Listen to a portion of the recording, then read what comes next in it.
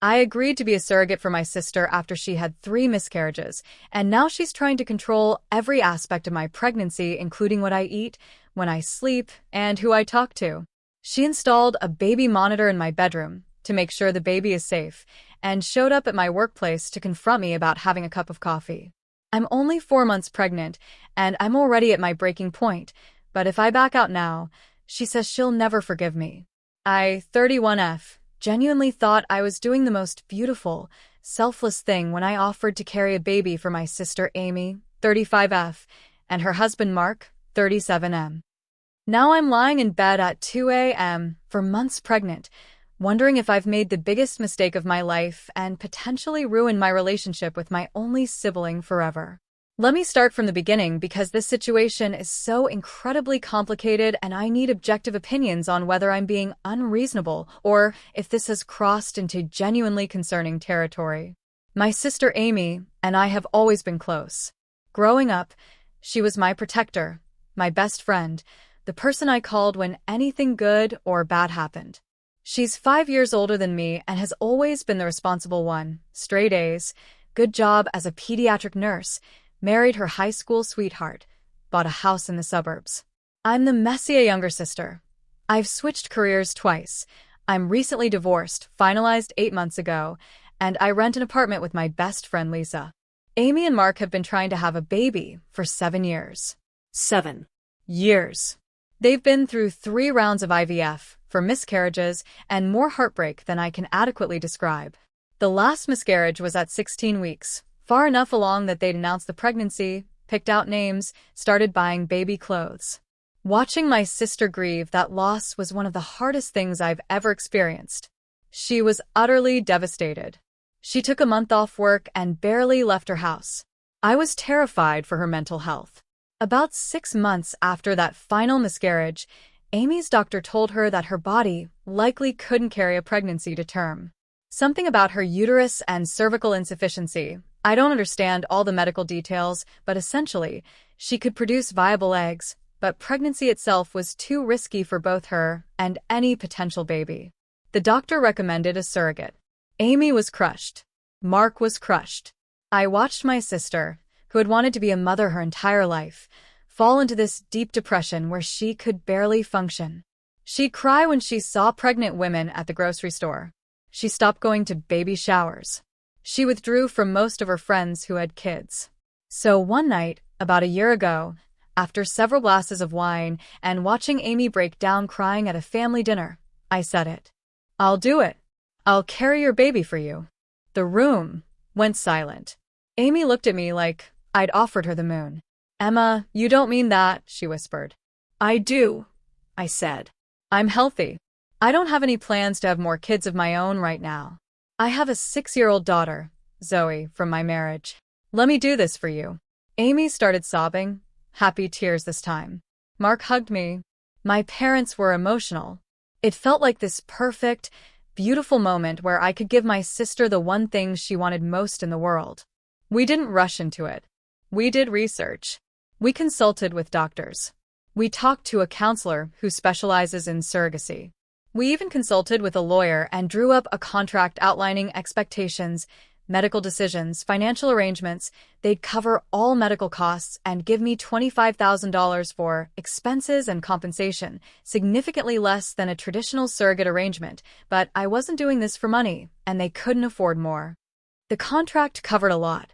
What happens if I need bed rest and can't work? They'd cover lost wages. What happens if there are medical complications? My health comes first. Custody arrangements. Obviously the baby is legally theirs, and medical decision-making. We'd make decisions together, but ultimately I have final say over my own body. Everything seemed good. Everyone was on the same page. I felt confident. We did the embryo transfer 3 months ago using Amy's egg and Mark's sperm. 2 weeks later, I took the pregnancy test. Positive. Amy and Mark were ecstatic. I was happy too, excited to give them this gift, and honestly, I had a pretty easy pregnancy with my daughter, so I wasn't too worried about the physical aspects. The first few weeks were fine. Amy was attentive, but not overbearing. She'd text to check on me, ask how I was feeling, send me articles about pregnancy nutrition. Normal stuff. She came to my first OB appointment with me, and we both cried when we heard the heartbeat. Mark couldn't come because of work, but Amy FaceTimed him from the exam room. It was sweet. But then, things started to change. Around week 8, Amy asked if she could come over and organize my kitchen to make it easier for me to eat healthy. I thought this was a little odd, but I said okay. She showed up with bags of groceries and proceeded to go through my entire kitchen, throwing away anything she deemed not pregnancy appropriate. This included my beloved deli meat, listeria risk, fair enough. All soft cheeses, also fair. My coffee, she said caffeine was dangerous. Anything with artificial sweeteners, anything processed or frozen. My wine, obviously not drinking while pregnant, but she threw it away. Fish, even low-mercury options, because she'd read something concerning. She restocked everything with organic, whole foods. She left me a meal plan. She said she was just trying to help and that this baby was too precious to risk. I felt weird about it, but I told myself she was just anxious and trying to feel some control over a pregnancy she wasn't physically carrying. I let it go. Week 10, Amy asked if she could have a key to my apartment in case of emergencies. I said no. That seemed unnecessary. She got upset and said, "What if something happens to you and the baby and I need to get in?" I told her that my roommate Lisa has a key and would let her in if needed. She reluctantly dropped it, but I could tell she was hurt. Week 12, Amy started showing up unannounced. Just checking in, she'd say cheerfully, "Wanted to see how you're feeling."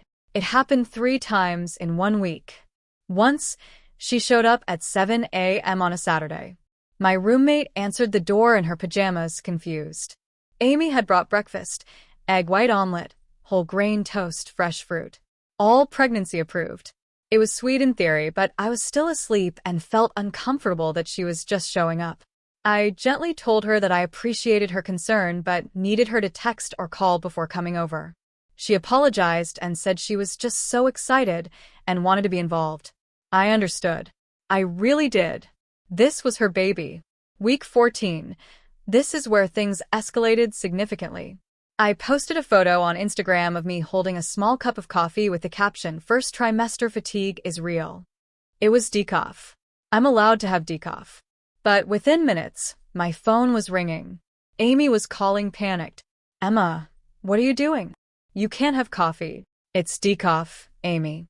"It's fine. Decaf still has some caffeine." "The baby." "Amy, I checked with my doctor. 1 cup of decaf is completely safe. I'm exhausted and I need." "You're being selfish. This isn't about what you need. It's about what's best for my baby." I was stunned. She'd never spoken to me like that before. I told her I'd call her back later and hung up. She texted me 17 times over the next hour, alternating between apologizing and sending me articles about caffeine and pregnancy complications. Week 15, Amy asked if I'd be willing to work from home for the rest of my pregnancy. I'm a social media manager, so technically I could, but I don't want to. I like going into the office. I like the separation between work and home. I told her no. I was having a healthy pregnancy and saw no reason to isolate myself. She started crying and said she was worried about me being exposed to sick people. I work in an office, not a hospital. Stressed at work, lifting things I don't lift, anything heavy, and overexerting myself. I reassured her I was fine. She didn't seem convinced. Week 16. The baby monitor incident. I came home from work one day and noticed something odd on my nightstand. A small white device I didn't recognize. I picked it up and realized it was a baby monitor, specifically the audio or video kind that parents use in nurseries. I was confused until I saw the note next to it in Amy's handwriting. "Just want to make sure you and baby are safe at night. Love you." She had come into my apartment while I was at work. My roommate had let her in, thinking she was just dropping something off, and installed a baby monitor in my bedroom to watch me sleep, listen to me breathe, monitor the baby who was currently inside my body. I immediately called her. "Amy, what the hell is this?" "It's just for safety. What if you have a complication in the night and don't wake up? I can monitor." "You want to watch me sleep?" "It's not about watching you, Emma. It's about the baby. This is my child. I have a right to make sure everything is okay." The baby is inside my body. You don't have the right to surveil me 24/7. We had a huge fight. I told her she'd crossed a major boundary. She said I was being defensive and hostile, and that she was just trying to be a good mother. I told her this was obsessive behavior. She hung up on me. She later texted an apology, but said she still thought the monitor was a good idea, and maybe we could compromise by me just turning it on at night. I said absolutely not, and returned the monitor to her porch. Week 17. Amy showed up at my workplace. I was in a meeting with my boss and 2 coworkers when the receptionist called and said my sister was in the lobby and it was urgent. I excused myself, heart pounding, thinking something terrible had happened. I got to the lobby, and Amy was standing there holding a paper bag, looking agitated. "What's wrong?" I asked. "Is everyone okay?" "No, everything is not okay," she said loudly. Several people in the lobby turned to look. "I was at the grocery store and saw you yesterday. You were buying sushi." I stared at her. "Amy, you came to my work to confront me about sushi? Raw fish is dangerous during pregnancy. You know this." It was a California roll. Cooked crab. Completely safe. "You're not taking this seriously. You're endangering my baby. I need you to leave," I said quietly. "This is my workplace. You can't show up here like this. I'll leave when you start acting like a responsible surrogate." My boss had come out to see what was happening. It was humiliating. I ended up having to walk Amy out while she lectured me about pregnancy nutrition. My boss asked if I was okay and if there were any issues he should know about. I assured him everything was fine, but I could tell he was concerned. This was 3 days ago. Since then, Amy has texted me 40+ times a day with pregnancy tips, articles, reminders to take my prenatal vitamins, which I obviously do, and questions about what I've eaten. Called me 6 times before 8 a.m. to make sure I'm awake and eating breakfast, sent Mark to my apartment to check on me, twice posted in a surrogacy Facebook group asking how she can ensure her surrogate is following proper pregnancy protocols. She didn't mention I'm her sister, but she included enough details that I'm recognizable, told our mother that she's worried I'm not taking the pregnancy seriously, and that mom needs to talk to me. My mother called me yesterday. She tried to be diplomatic but essentially said, "Amy has been through so much, Emma. Can you just try to be understanding and give her some grace? Let her be involved. This is her baby." I tried to explain that involved is one thing, but this is controlling and invasive. My mother sighed and said, "She's just scared of losing another baby. You know how traumatized she is. Just try to be patient." Here's my dilemma. I love my sister. I want to give her this baby. But I'm only 4 months pregnant, and she's already driving me insane. I can't live like this for another 5 months. The constant monitoring, the surprise visits, the workplace confrontation, the baby monitor thing, it's all too much. I feel like I'm not a person anymore, just an incubator that Amy is trying to manage and control. But here's the thing. I can't back out. Legally, yes, I could terminate the pregnancy. It's my body, and that's outlined in our contract. But morally, how could I do that to her? This might be her only chance at having a biological child. If I back out now, I'll destroy her. Our relationship would be over. My family would probably never forgive me. She's already been through so much trauma. But I'm also genuinely worried about my mental health if this continues. I'm stressed constantly. I dread my phone ringing because it might be her. I'm having anxiety about going places because she might show up. I feel like I'm being surveilled and judged for every choice I make. I tried to talk to her yesterday. I called and said, "Amy, we need to set some boundaries. I love you, and I want to do this for you, but I need you to trust me and give me some space." She started crying immediately. "You're going to back out. I knew it. You're going to abandon me just like everyone else." "I'm not backing out. I just need you to stop showing up unannounced and trust that I'm taking care of myself and the baby." "How can I trust you when you're drinking coffee and eating sushi and refusing to work from home? You're being reckless." "I'm following my doctor's advice. I'm doing everything right. You're being controlling." "I'm being a mother," she screamed. "This is my baby. Mine. And you're just the vessel carrying it. You don't get to make all the decisions. I hung up. I've been crying on and off since then. Mark texted me this morning asking if we could meet for coffee to talk. I agreed. We're meeting tomorrow. So, Reddit, I need advice. Am I being unreasonable? Should I be more understanding given everything Amy has been through? Am I being selfish for wanting boundaries during a pregnancy I volunteered for? How do I set boundaries without destroying our relationship? Is there a way to make her understand that her behavior is obsessive without her feeling like I'm attacking her or threatening to back out? What do I say to Mark tomorrow? Should I tell him how bad it's gotten? Will that make things worse? Is this salvageable? Or have I ruined my relationship with my sister by agreeing to this in the first place? I'm lost. I wanted to do something beautiful for my sister, and instead, I feel like I'm trapped in a nightmare. And I'm only 4 months in. Please help. Edit to add info since people are asking. Yes, we did go to counseling before this started. The counselor said we had realistic expectations and good communication.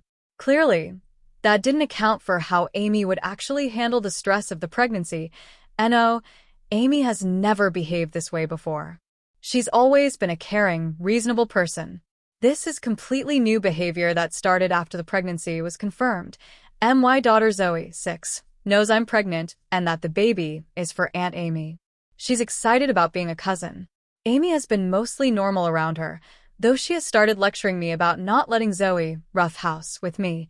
The contract does specify that I make all medical decisions about my own body and that Amy and Mark can't dictate my behavior during pregnancy beyond what's medically necessary. But the contract feels meaningless when she's my sister and I love her and I'm seeing my OB next week for my anatomy scan. Amy is supposed to come. I'm dreading it. Update, 24 hours later. I met with Mark this afternoon at a coffee shop near my apartment. I was incredibly nervous because I didn't know if he was coming to defend Amy or to talk some sense into her. It turns out, he's as concerned as I am. Mark looked exhausted.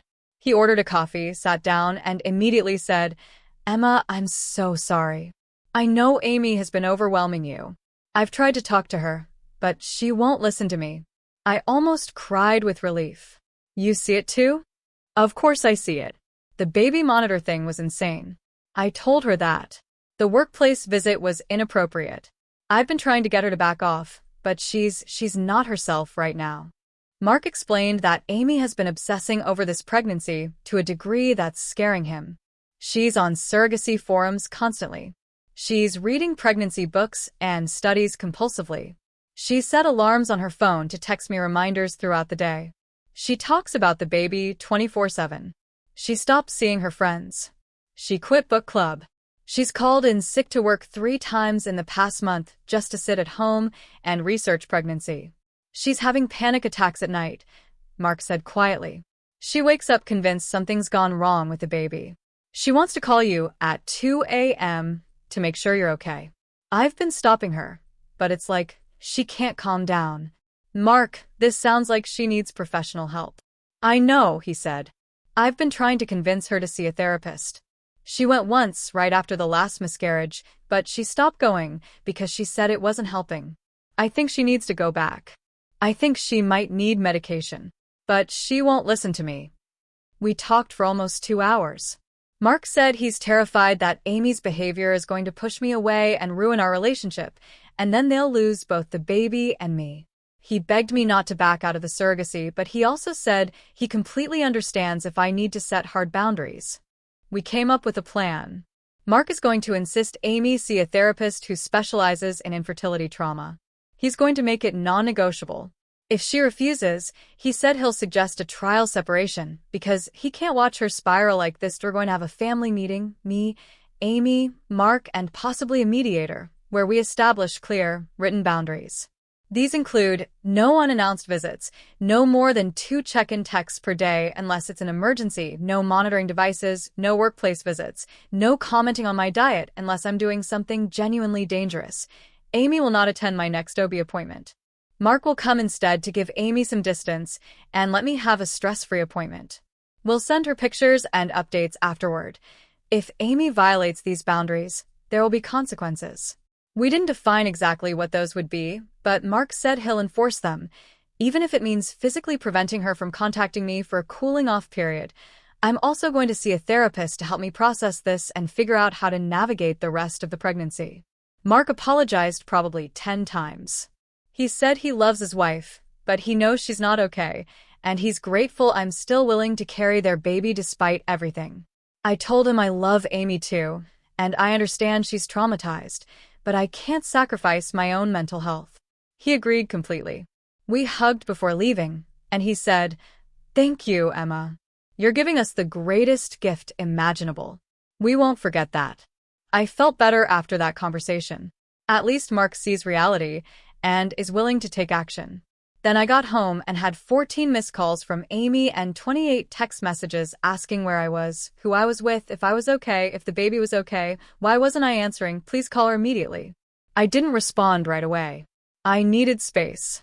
About an hour later, Mark called and said he'd told Amy about our conversation.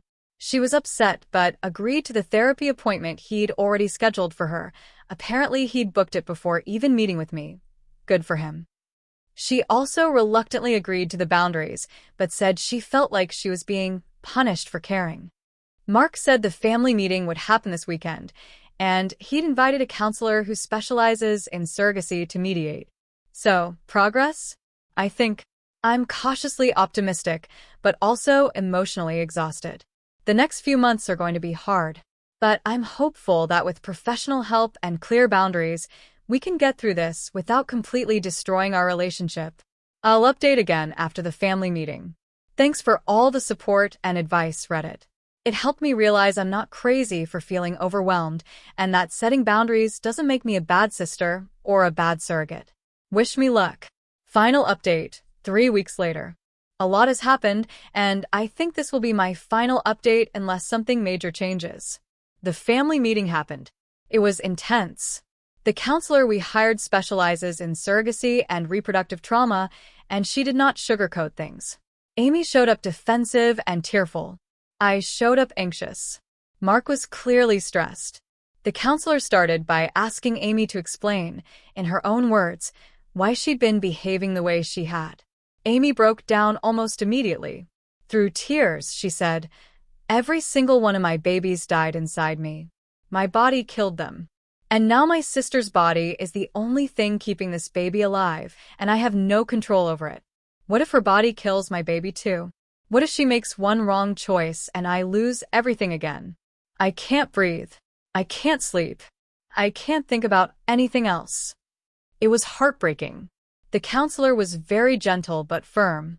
She explained that Amy was experiencing severe anxiety and trauma responses that were manifesting as controlling behavior.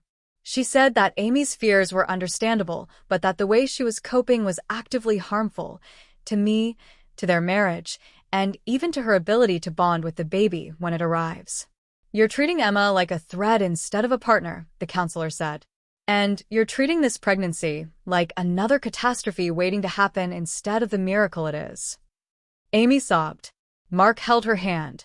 The counselor suggested Amy might be experiencing a form of PTSD from her miscarriages and that her current behavior was a hypervigilant trauma response. The counselor turned to me and asked how I was doing. I admitted I'd been feeling anxious, stressed, resentful, and trapped. I said I loved my sister, but that I was starting to regret my decision, which made me feel horribly guilty. "You're carrying enormous physical, emotional, and psychological burden," the counselor said. "And instead of being supported, you're being monitored and criticized. That's not sustainable." We spent 3 hours in that session establishing new rules. The boundaries. Amy can send 1 check-in text per day. I'll respond when I can, and unannounced visits to my home or workplace. Ever, and commenting on my food choices unless I'm doing something actively dangerous, like eating raw oysters or getting drunk. And no surveillance of any kind. Amy can attend 1 OB appointment per month. Mark or I will update her after others, and posting about the pregnancy on social media without my permission. If Amy violates these boundaries, she'll have a mandatory 48-hour no-contact period to cool down. Amy's responsibilities. Weekly therapy sessions, she's now going. Medication if her therapist recommends it. She started an SSRI 2 weeks ago. finding healthy coping mechanisms that don't involve controlling me. My responsibilities. Be understanding that Amy is dealing with trauma. I am. Keep her reasonably updated on the pregnancy. I will. Alert her immediately if there are any medical concerns, of course. The counselor also said something that really stuck with me. This baby needs to be born into a family that's healthy and functional. That means both of you need to prioritize your mental health right now. Since that meeting, things have been better. Not perfect, but better. Amy is in therapy weekly. She's on medication. She's been mostly respectful of the boundaries, with a couple of slip-ups where she's texted me 3 or 4 times in a day instead of once, but she apologizes when I point it out. Last week, she sent me a long letter apologizing for everything. She said she'd been so consumed by fear of losing another baby that she'd lost sight of the fact that I was doing something incredibly generous for her. She thanked me. She said she knows she needs to trust me and that she's working on it with her therapist. I wrote her back. I told her I forgave her and that I understood her fear, but that I needed her to keep working on herself so we could both enjoy this experience instead of dreading it. We had coffee last week, just the two of us, and it felt like old times. We talked about baby names. She showed me the nursery she's been setting up. She asked about my daughter and my work and my life beyond the pregnancy. It felt like I had my sister back. I'm now 19 weeks pregnant. I had my anatomy scan yesterday. Mark came with me. Amy stayed home, as agreed. Everything looks great. The baby is healthy and developing normally. We found out we're having a girl. I FaceTimed Amy from the parking lot after the appointment to tell her. She cried happy tears. A daughter, she kept saying. I'm going to have a daughter. She asked if I'd be willing to let her come to the next appointment. I said yes. I'm still nervous about the next 5 months, but I'm hopeful. Amy is getting help. The boundaries are in place. Our family is slowly healing. My sister is going to be a mom. And despite everything, I'm still glad I'm the one helping make that happen. Thanks for listening, Reddit. This community helped me realize I wasn't wrong for needing boundaries and gave me the courage to ask for them. Now, if you'll excuse me, I have a niece to finish growing. TLDR, agreed to be a surrogate for my sister who'd had multiple miscarriages. She became controlling and obsessive due to unprocessed trauma. We got professional help, established boundaries. She's in therapy and on medication, and things are improving. The baby is healthy, and I'm cautiously optimistic about the rest of this journey.